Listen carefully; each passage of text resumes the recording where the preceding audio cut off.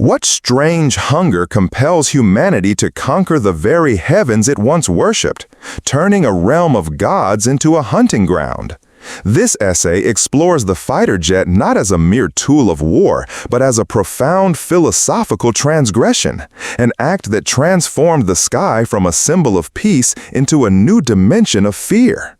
It traces the evolution of aerial combat from a romanticized duel to a sterile technological race for dominance, examining how these machines became both lethal instruments and mesmerizing objects of aesthetic beauty. Ultimately, the warbird is presented as a mirror to our own contradictory nature, a testament to our ingenuity, ambition, and deep-seated paranoia. But if these machines are indeed a reflection of our deepest impulses, what terrifying and magnificent truths are we yet to discover when we dare to look into that mirror? Okay, let's unpack this then. What is it really that we just cannot stand to leave untouched? You've surely felt it, right? Standing out somewhere open, maybe a field, looking up into that huge, seamless blue. The sky, it feels like the last great wilderness, doesn't it? A kind of cathedral of pure, silent space. It promises infinity, escape, divinity even.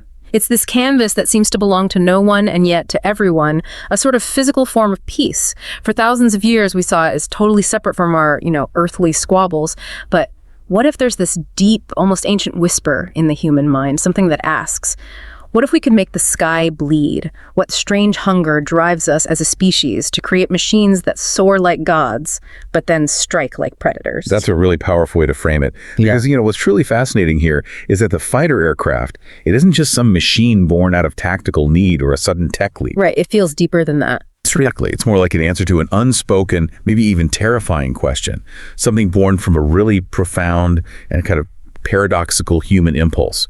So this deep dive, it isn't just going to be about rivets and aerodynamics, it's really the story of an idea. An idea? Yeah, the idea of transforming that vertical dimension, the sky, from this realm of dreams and maybe omens into a battlefield. It's about how we took our most basic territorial instincts, the ones that always rooted us to the earth, and we literally taught them to fly. Okay, here's where it gets really interesting for me. We're going to follow that thread. And it's a thread woven through history, psychology, mythology, and cutting-edge technology too. Our mission today, for you listening, is to uncover how we as a species kind of shattered the peace of the sky, and how in doing that, we forever changed the ground beneath our feet, how it reshaped our fears, our whole definition of what security even means. By the end of this deep dive, you won't just know more about the fighter jet itself, you might find yourself looking into a kind of mirror, one reflecting our own, profound contradictions. Get ready to look at something familiar, maybe very familiar, in a completely new way. Indeed. And it really invites us, all of us, to think about a fundamental shift in the human experience. Can you feel that? That faint unease stirring, that sense that something, maybe something sacred, was just irrevocably altered. We'll examine how this machine, the warbird, reflects humanity's paradoxical craving for both breathtaking beauty and devastating destruction, and how those two are just completely intertwined, dancing across the heavens. Okay, so to really grasp the rupture that the fighter jet represents, you first have to mentally transport yourself back, way back to an earthbound world, a world defined by what we're calling a horizontal tyranny. For almost all of human history, conflict was a ground thing, entirely ground-based. Right, stuff on the surface. Yeah, mud, earth, lines drawn in the sand, walls built of stone. The world of war was, quite literally, a two-dimensional map. Can you feel the gravitational certainty of that world, the sheer weight of it, where every single threat came from the horizon? That's the only place it could come from. Yeah, exactly. Every enemy marched, every danger announced itself with, the drumming of feet, the creak of wagon wheels, maybe the distant glint of steel. Everything came at you horizontally. Imagine, think about the phalanxes in ancient Greece, the hoplites of Sparta, right? Clashing shields and spears in these dusty, sun-baked melees. Their entire universe of combat was defined by the immediate ground they stood on, the dirt under their feet. Every tactical decision, every strategic move was a direct interaction with the terrain, the slope of a hill, the cover from some trees, how marshy a riverbank was. It was all about the landscape. Totally. Or, fast forward thousands of years. Think about the grim trench-bound armies of World War I, locked in these brutal static struggles across scarred earth. Generals would stand on a high point, maybe just a small hill overlooking the mess, and with a sweep of their hand across a map, or even just in their head, they could grasp the whole theater. Their lines, the enemy's lines, the rivers to cross, the fields to take. The logic of war was brutally linear, tactile, overwhelmingly horizontal. It was always about ground, taking it, holding it, dying for it. And this horizontal tyranny, as you call it, it wasn't just about the mechanics of battle. It shaped the very architecture of our civilizations. How we even thought about security. Think about fortresses, right? Towering castle walls, deep moats. They were all designed to physically stop horizontal movement, to deny access from the ground. Two people out, basically. Exactly. Security was understood as a direct function of geography. A huge mountain range like the Alps or the Himalayas, that was seen as an impenetrable natural defense. A wide river you couldn't cross easily, or the massive, unforgiving ocean, these were the great arbiters of safety, natural barriers defining the limits of aggression. Absolutely. It was like the world was this colossal chessboard, right? And the pieces, no matter how bloody their fights were, they were stuck on the squares, bound by the squares. Power was measured by how much land you controlled, how much territory was your color on the map. Literally, the idea of a threat just arriving from above, it was unthinkable. Alien. Precisely. In that whole calculation, the sky was, like you said, completely irrelevant to direct conflict. It was just there. Weather. Yeah. The sun coming up and going down, the backdrop. We looked up for omens, sure, or for rain, maybe divine judgment, but never, ever for an enemy. It was the one direction from which we felt completely, utterly safe, a constant, Right. a given, a realm of just passive observation. You could gaze up at its infinity and feel maybe a sense of peace, knowing that threats only came from the ground, from other people on the ground. And understanding this historical context, this absolute horizontal focus of warfare, it's crucial because it really sets the stage for just how revolutionary, how unsettling the idea of vertical conflict truly was.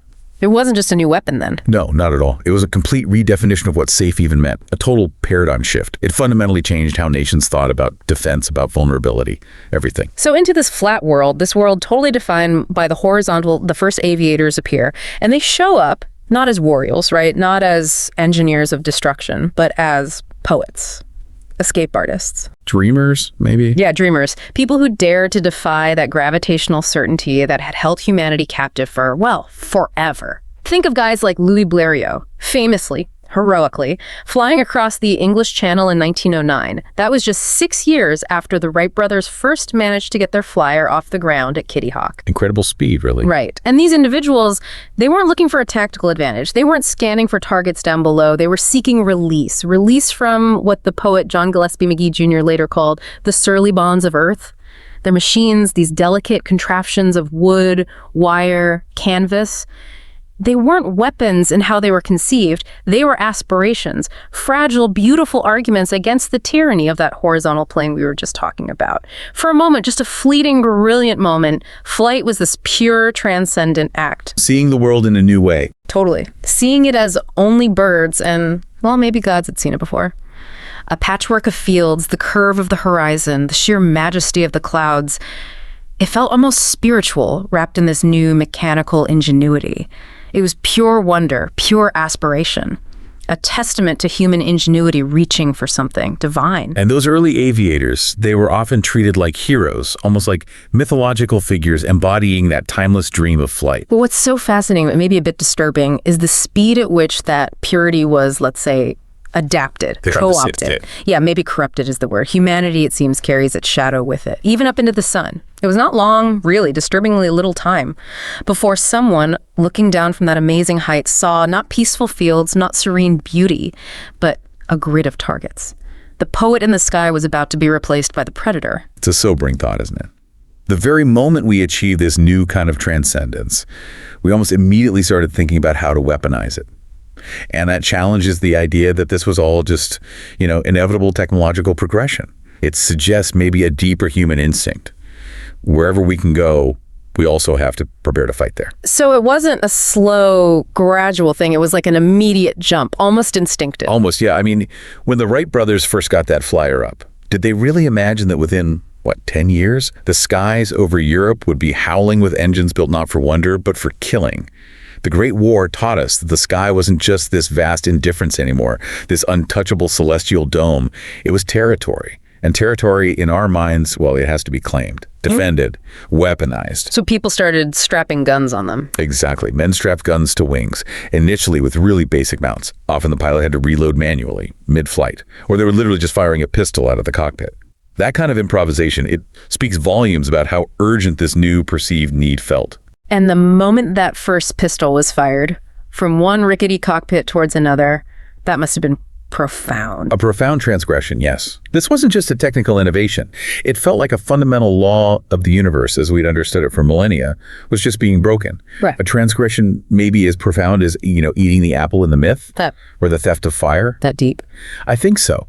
Because for the very first time, death could come from above. Yeah. Not abstract divine retribution like a lightning strike or a meteor. No, this was calculated, mechanical, human-wrought death.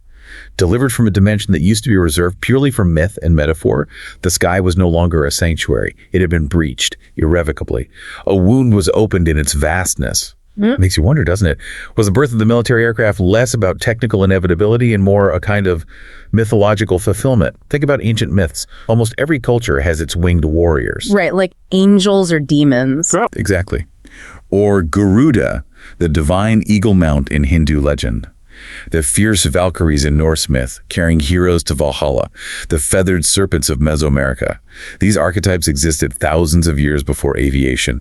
It's almost as if once humanity finally gave itself wings, it couldn't resist embodying these deep-seated myths, ascending to become a godlike warrior. So soaring was divine. And striping from the air, that felt almost godlike too. It's like once we had the capability, we almost had to fulfill these powerful ancient narratives, turning our aspirations into instruments of power and conflict. You mentioned the early dogfights in World War I. It's weird. They had this strange, almost chivalric feel to them, didn't they? At least in the stories. A prelude to the real horror. Right. There was a certain grim romance portrayed. Yeah, often individual duels, these contests between knights mounted on wings of canvas, as someone called them, figures like Manfred von Richthofen, the Red Baron, Oswald Bolek, Georges Guynemer, they became the first aces. Their exploits were this peculiar mix of industrial modernity and medieval honor. Individual combat, high above the mud. Exactly. There was this macabre romance, pilots facing off, sometimes apparently waving to each other before they started shooting. But beneath that veneer, that romanticism, a terrifying new logic was taking hold. Which was? The goal wasn't just capturing ground anymore, meter by bloody meter. It was about achieving something far more abstract and maybe more absolute, air superiority. This was really the first time in history that a state of being controlling an empty volume of space above the ground became a primary strategic objective. Wow. Think about what that means. You listening right now. You're no longer fighting just for a hill or a city. You're fighting for the medium itself, for the air.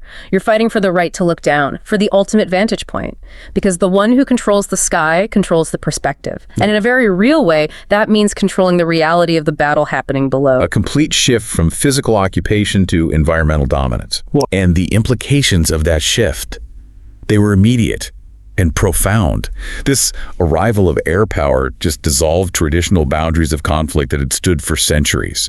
The soldier in the trench, he could no longer trust the sky above his head. He wasn't just worried about what was in front or beside him. There was this new, terrifying direction attack could come from. But not just soldiers. Right. No. Absolutely not. The civilian in the city, maybe hundreds of miles from the fighting, could no longer believe that distance guaranteed safety. The fighter aircraft and its grim sibling, the bomber, they completely dissolved the very concept of a front line. The entire nation, its factories, its homes, everything was now the battlefield, vulnerable from above. It's hard to really overstate the psychological impact of that, isn't it? This vertical breach, it created a new kind of God in the sky, but not a benevolent, distant one. This was an imminent, capricious, mechanical God. Made by us. Exactly. Made by us. And this God didn't hurl natural thunderbolts. It dropped bombs. It spat bullets from meticulously engineered machine guns. It was a God of our own making, an avatar of our own will to power, cast in aluminum and steel. Humanity projecting its deadliest capabilities onto the heavens themselves. It's a really powerful metaphor. Yeah. Because it truly inverted those ancient myths we talked about, like the myth of Icarus, right? Yeah. That was always a cautionary tale. Fly too close to the sun, let your pride get the better of you, and your wax wings melt. You fall back to earth humbled. Right. Hubris. But we didn't just build new wings of metal that wouldn't melt. We gave Icarus a machine gun. and we gave him bombs, our new myth wasn't about the fall. It was about the kill. We ascended not to commune with the divine or to learn humility from the vastness, but to usurp its point of view, to remake judgment in our own image with our own terrifying precision. And once that sky had been breached, it became the source of this new, pervasive fear, a fear that reshaped the psychology of whole populations and the geometry of power itself. The threat wasn't just on one predictable horizontal line anymore. It was volumetric. It could appear from any point in the three-dimensional space around you. Imagine yourself, as a citizen of London during the Blitz, World War II, the familiar comfort of the sky, stolen from you. That blue expanse of day, the starry blanket of night. They're no longer sources of solace. They're sources of dread, potential avenues for unseen terror. A whole new way to be afraid. Absolutely. You'd learn a new language of fear, a new sensory vocabulary. It was the drone of an unseen engine, maybe a faint thrumming that you felt in your bones before you heard it. It was the wail of the air raid siren, a sound warning not of an approaching army on the ground, but of a violation from above, a trespass into that sacred space. It was the frantic search for darkness during a blackout, trying desperately to become invisible to the eye in the sky.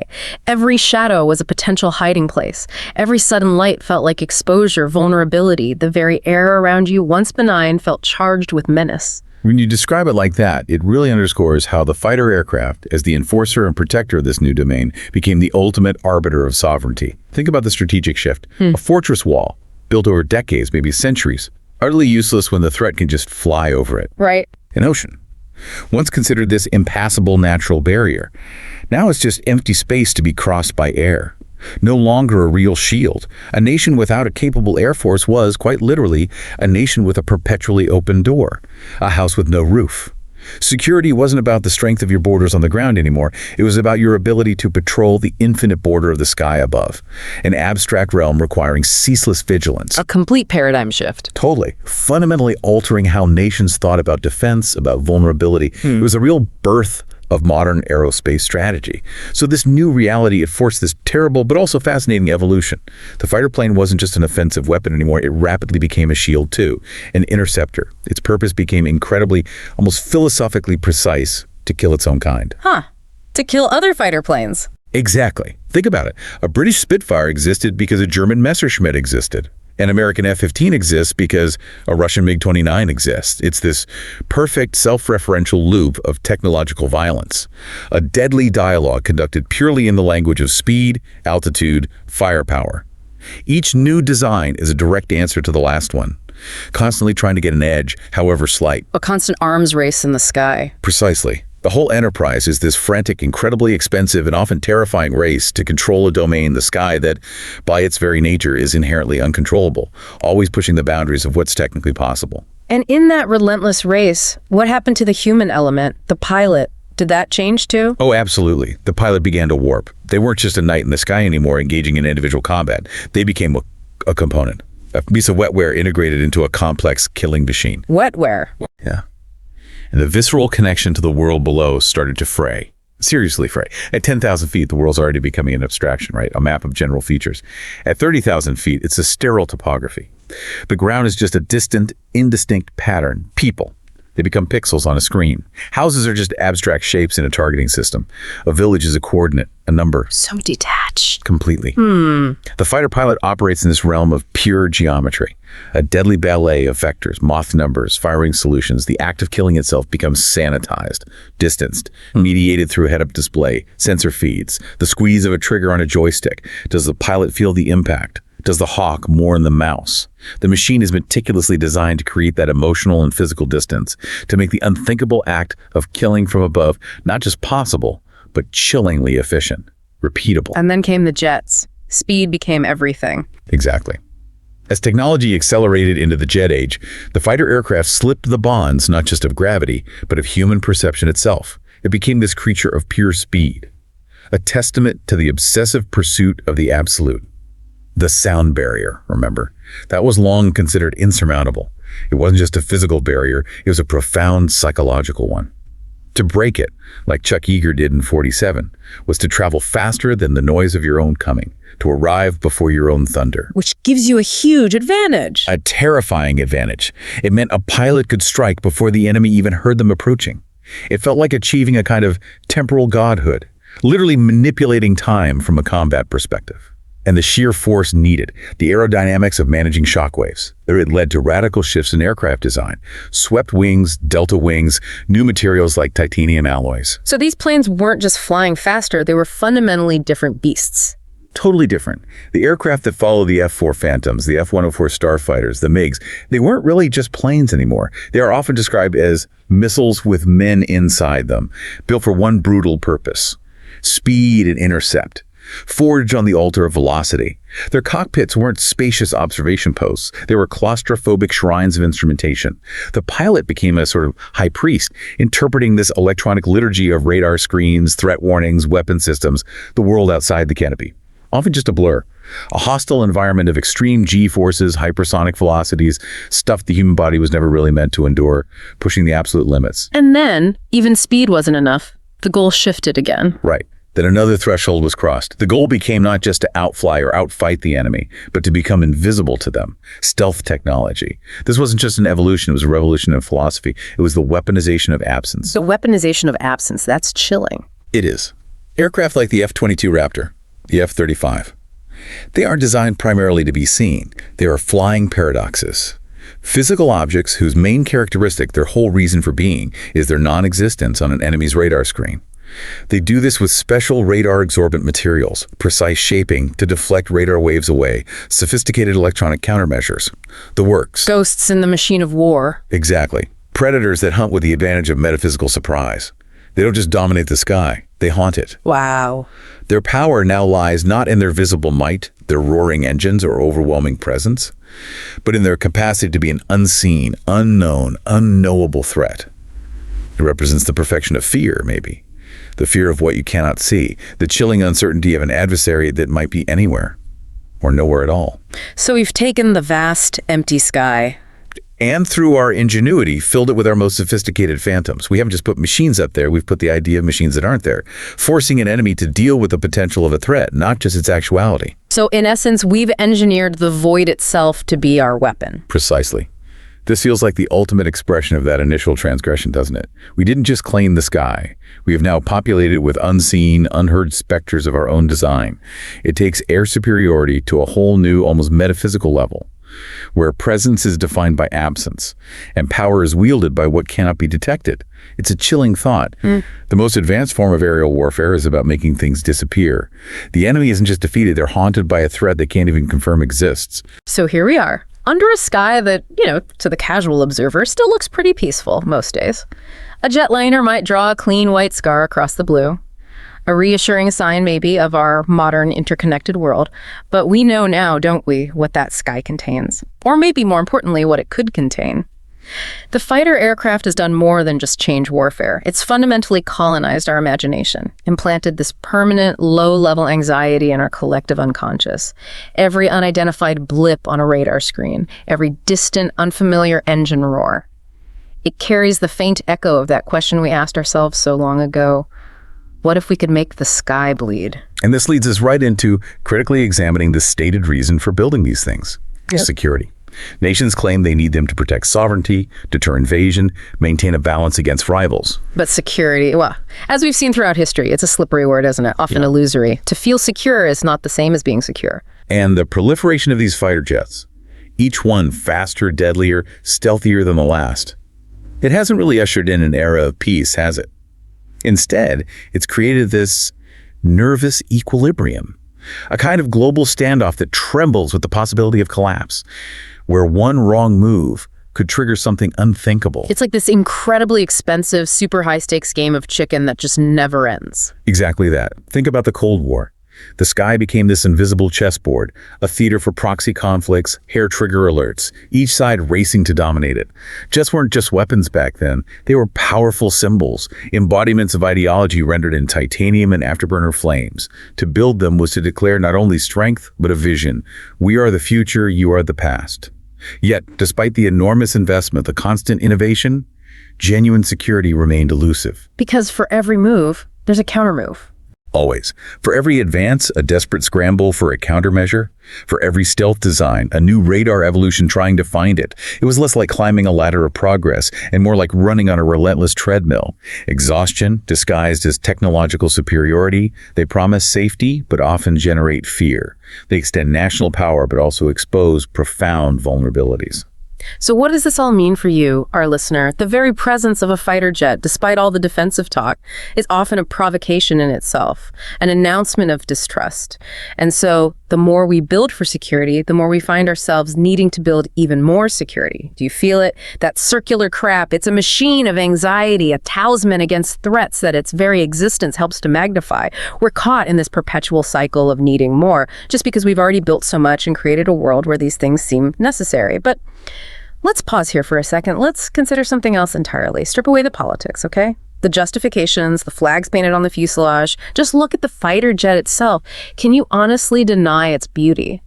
It's a difficult question. That sleek curve of its wings, the gleam of its body catching the sun, the way it just cuts through clouds like an arrow tipped with light.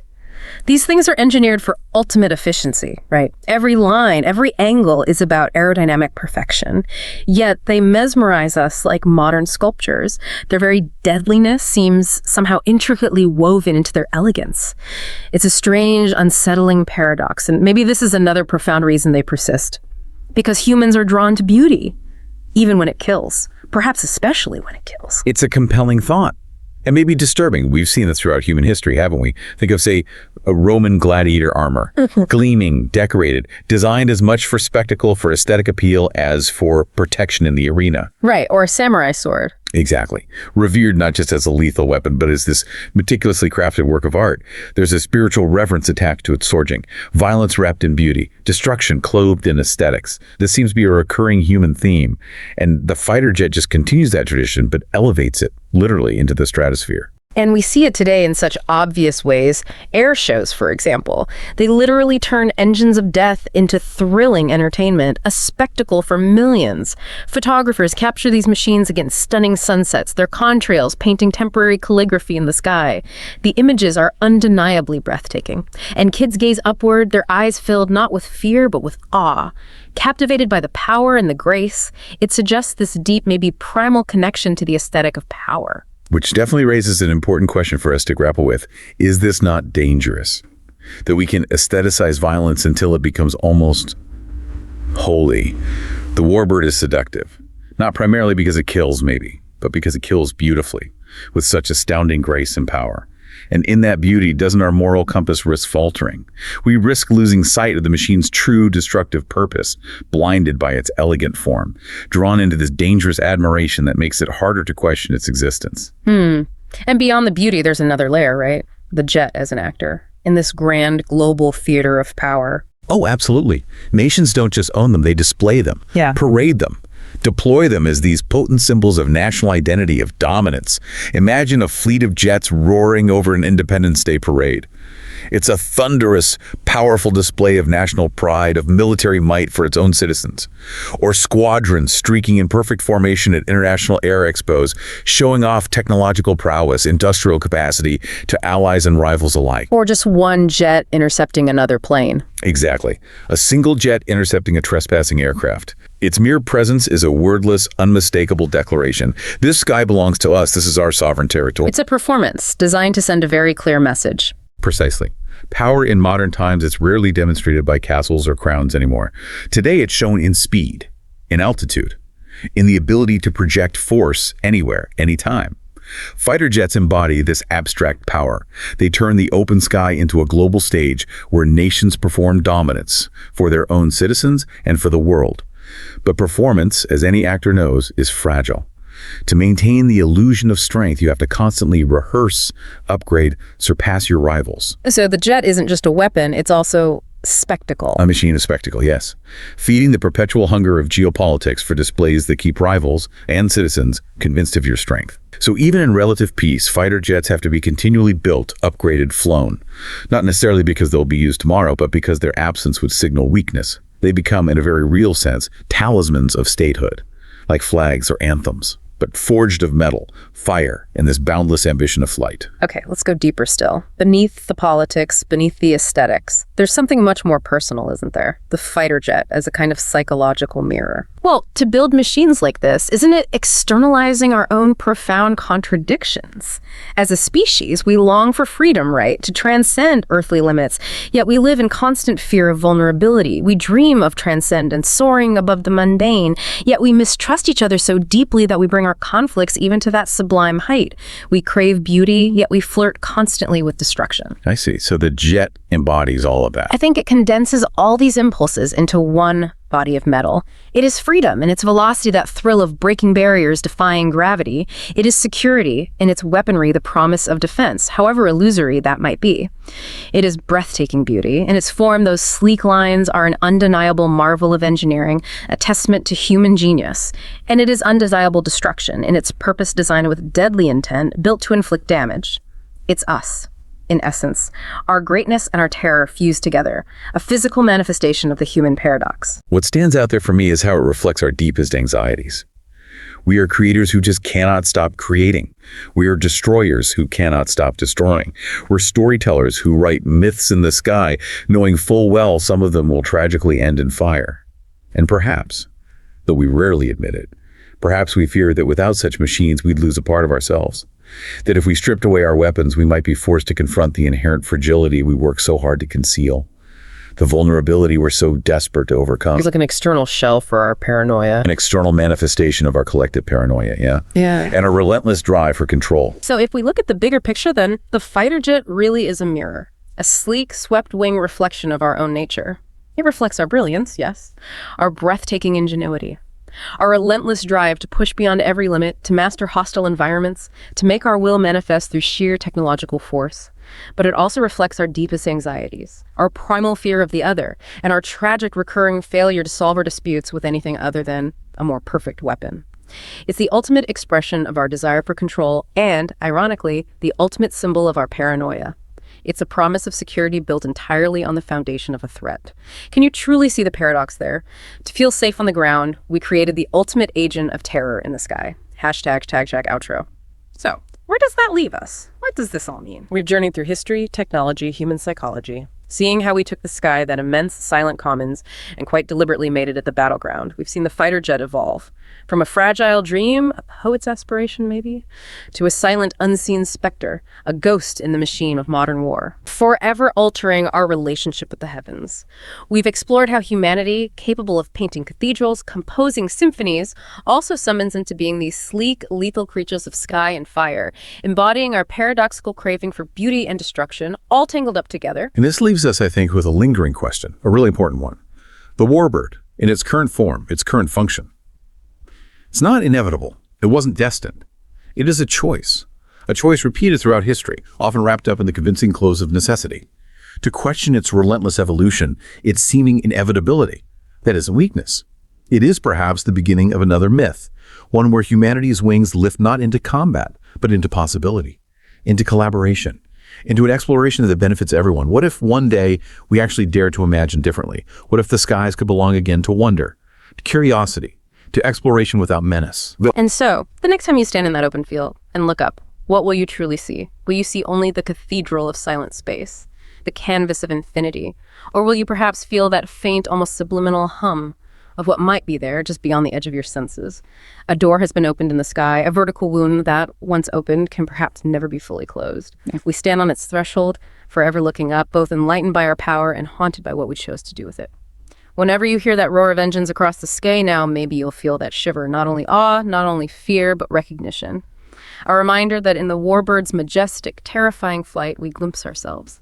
Majestic, fragile, dangerous, and forever unsettled. Welcome to the Deep Dive. We sift through the sources to find those key insights, those aha moments that make complex stuff just click. Today, we're looking at something more than just a machine. We're sort of staring into a mirror, actually. We're deep diving into the fighter jet. And not just as, this marvel of engineering, all speed and steel. We're looking at it as a profound, sometimes pretty unsettling reflection of human ambition, our fears, and that relentless drive we have to both build amazing things and, well, destroy things too. That's it exactly. What is it deep down? What kind of strange craving makes a species like ours capable of creating such incredible beauty, painting cathedrals, composing symphonies? What makes us also summon these machines? Machines designed, to soar like gods, but also strike like predators. That's really the core paradox we're digging into today. This whole deep dive is about trying to understand that fundamental human thing, beauty and destruction, all tangled up, made real in the sleek shape of Warbird. Right. And our mission for you, listening in, is to unpack that really profound, often kind of disturbing human impulse that actually gave birth to the fighter jet. Right. We want to go way beyond just the aerodynamics or the tech specs. We're exploring the psychology, the history, even the philosophy behind this incredible invention. Yeah, and to help guide us, we've really dug into two fantastic sources: The Shattered Sky, A History of the Fighter Jet, and also The Warbird, Humanity's Winged Paradox. They both offer these really unique takes on how we ended up weaponizing the heavens. Okay, so let's try a little mental exercise. Try and picture a world before flight. Just cast your mind back. A world where that huge open sky was just, well, the sky. What did conflict even look like before we could fly? I mean, for thousands of years, humanity lived with this absolute certainty about gravity, didn't we? Everything was grounded. Grounded, and threats were pretty predictable, yeah. For almost all of human history, war was basically a terrestrial thing, horizontal. It was fought in the mud, on the earth, lines drawn in the sand, or, maybe across a river. Like The Shattered Sky puts it, a general could often just stand on a hill and see the whole battlefield, pretty much. Laid out like a map, a two-dimensional map. Security. That was all about geography. You built high walls, deep moats, or you relied on mountains, rivers, huge oceans. Those were the things that kept you safe. And the sky. In that whole calculation, it was almost irrelevant. It was just sort of there, passive. You watched the weather, maybe looked for omens, gods perhaps, but an enemy coming from up there, never. We felt completely safe from above. That paints such a strong picture, doesn't it? A world defined by a kind of, a spatial claustrophobia, almost. If every threat came from the horizon, if enemies always marched towards you, if danger announced itself with footsteps or wagon wheels, then you have this very clear, maybe even comforting sense of where danger was, always on the ground, always out in front. Precisely. That feeling of safety from the vertical dimension, it was absolute. The sky was just a constant, a given. People looked up, sure, for signs, for rain, sun, moon cycles, but the idea of a human threat descending, that was pure myth. Gods getting angry, maybe, not armies. And that deeply ingrained certainty, that whole sense of a horizontal, grounded existence, it was about to be just completely shattered in a way that redefined everything about how we relate to our world.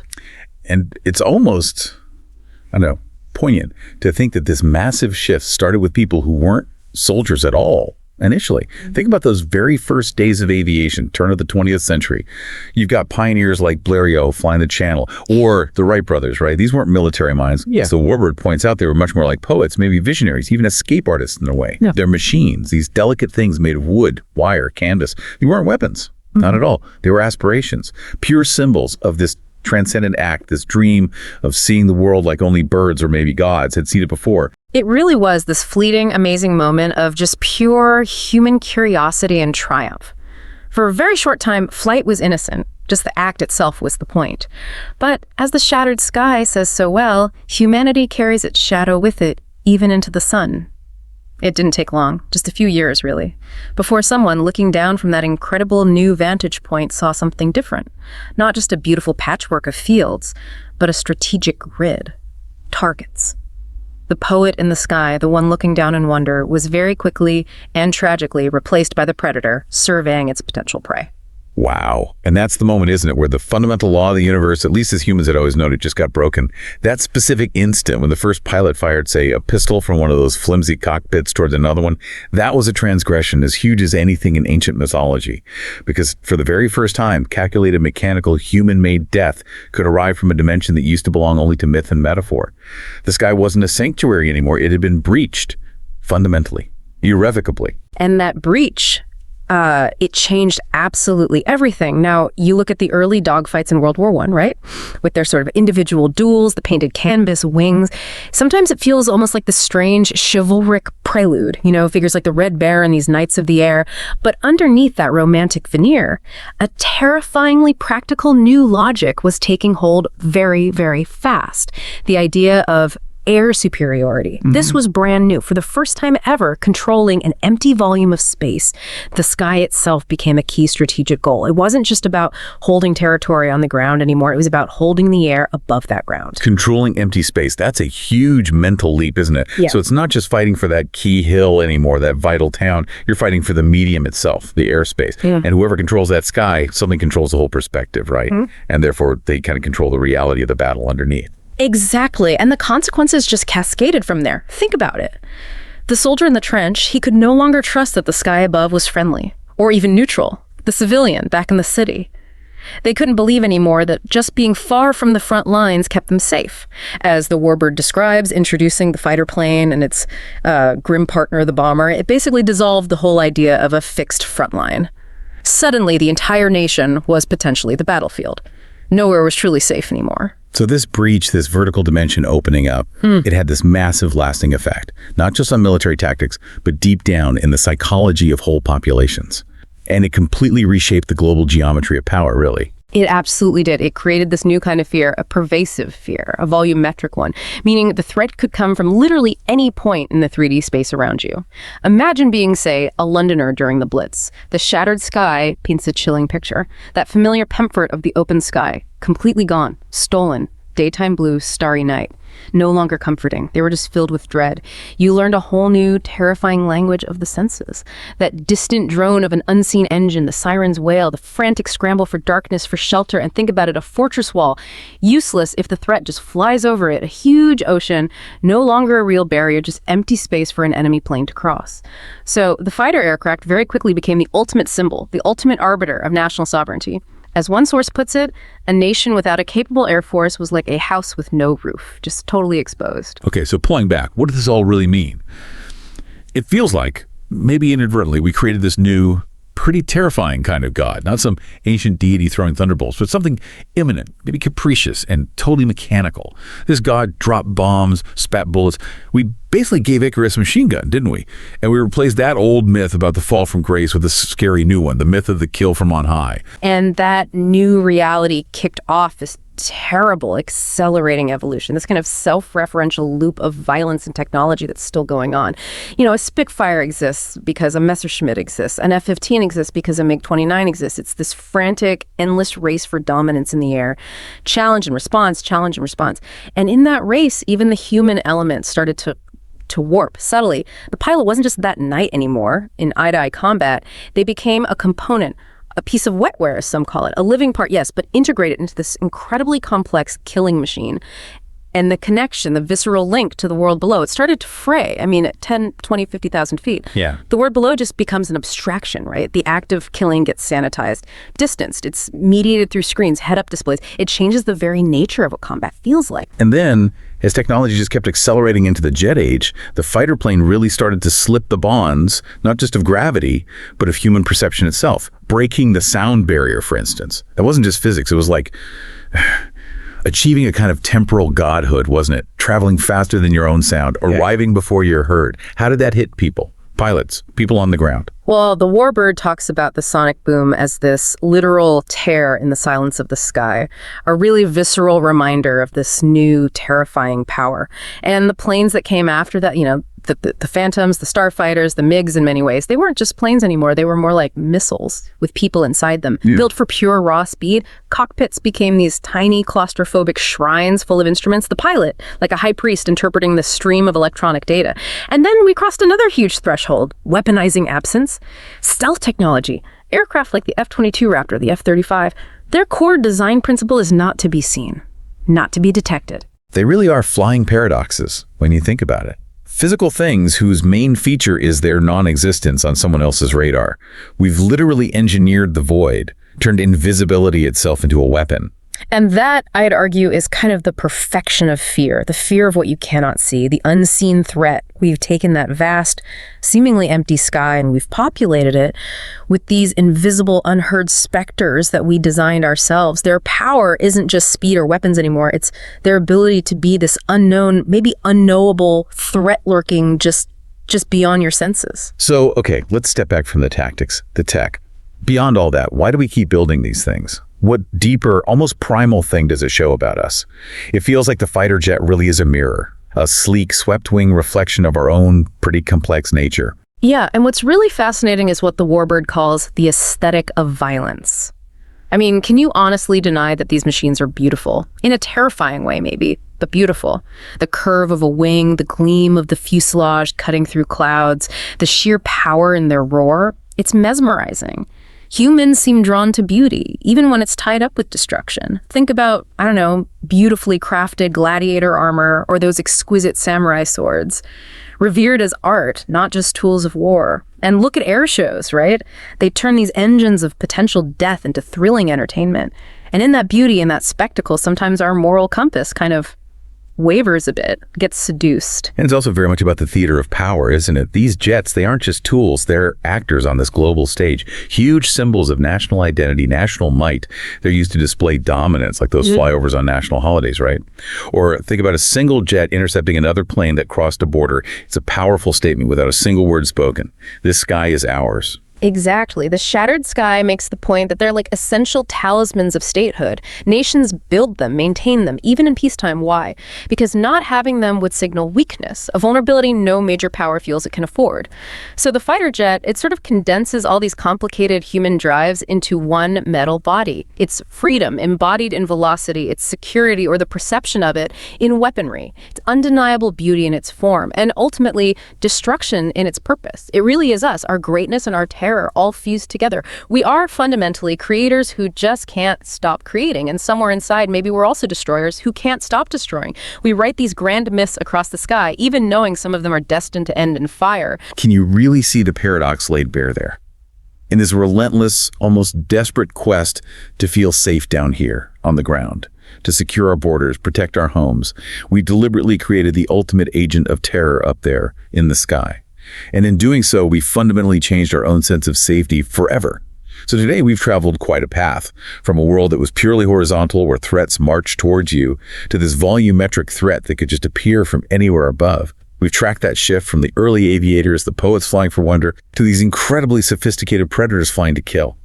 And we've seen power evolve from visible displays to the chilling, weaponized absence of stealth. Yeah, and the fighter jet has done way more than just change how wars are fought. It's profoundly colonized our imagination, actually. It's planted this permanent, maybe low-level anxiety in our collective subconscious. Every unidentified blip on a radar screen, every distant engine sound you don't quite recognize, it carries this faint echo of that question we started asking ourselves over a century ago. What's up there, friend or foe? So think about this. The next time you step outside, maybe it's a clear day, maybe a starry night, and you look up. You look up at that vast, seemingly empty space above you. What will you actually see? Will it still feel like that silent, limitless cathedral, that infinite canvas you maybe imagined as a kid? Or will you perhaps feel something else? That faint, almost subliminal hum of what might be there, just over the horizon, just beyond your senses.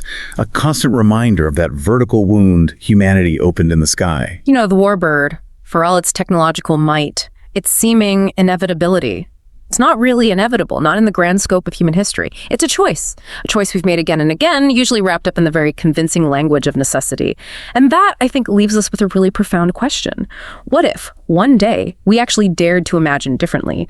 What if the skies could genuinely belong just to wonder again, to curiosity, to exploration without that constant underlying menace of destruction? Because ultimately, in the Warbird's flight, both majestic and terrifying, we catch a glimpse of ourselves.